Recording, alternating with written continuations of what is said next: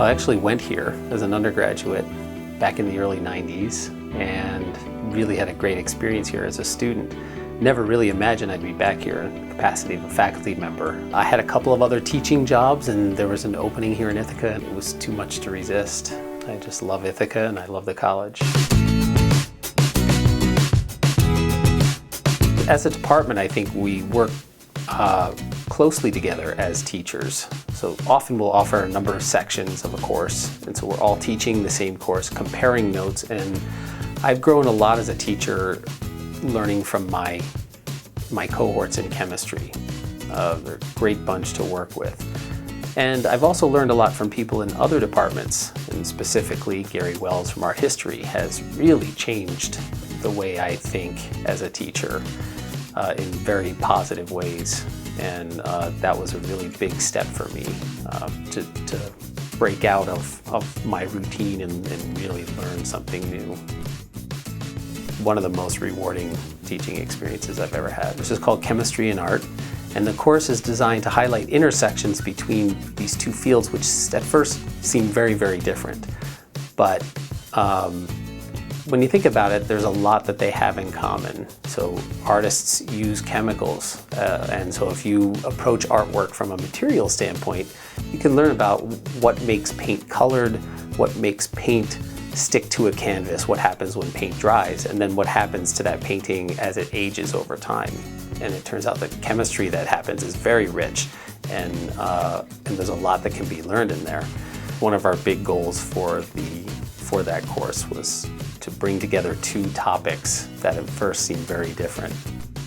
At the end of the semester, we always take a trip to the Metropolitan Museum of Art, and they're all surprised to know that in the basement there's extensive labs in that museum, and they do all the things that we teach them down there.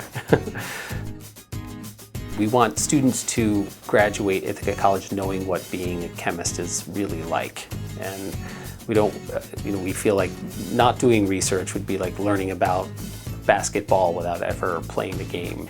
And they're doing real things. So most of our students go to national conferences and present their work, which has a profound influence on them in the future. And if things go really well, we've had a number of students appear as co-authors on publications. And I think we're recognized as a result by graduate schools and in the chemical industry, sending students there prepared to do work.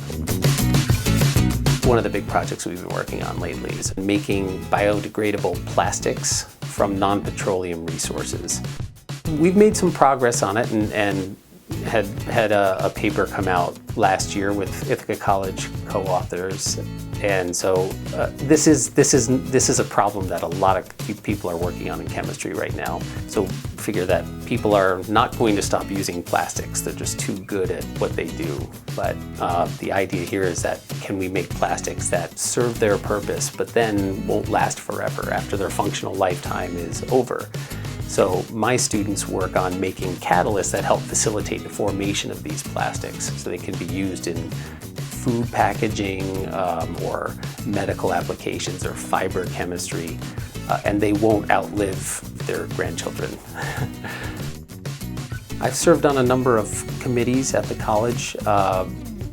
Probably the one that I've served on longer than any other was the pre-medical science committee, where we advise students that are interested in pursuing a career in medicine. Very rewarding committee because you're dealing with some of the finest students that we have, and it's great to help coach them along their path. And I tend to like to do service that involves students if I can. I served for about 6 years on the Phi Kappa Phi committee, which is our local honor society. Well, it's a national honor society that recognizes students in all disciplines. And so that was very rewarding too, because we got to highlight our student accomplishments. So that was great. I served a little bit on the tenure and promotion committee here, which was a great learning experience for me.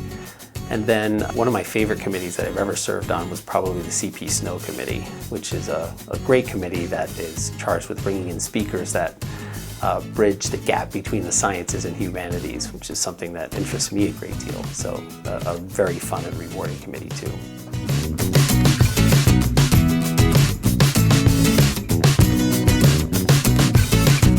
Having a job I love so much already, I look forward to coming to work every day. It's a great pleasure to be a faculty member, and then being recognized in this way is just icing on the cake.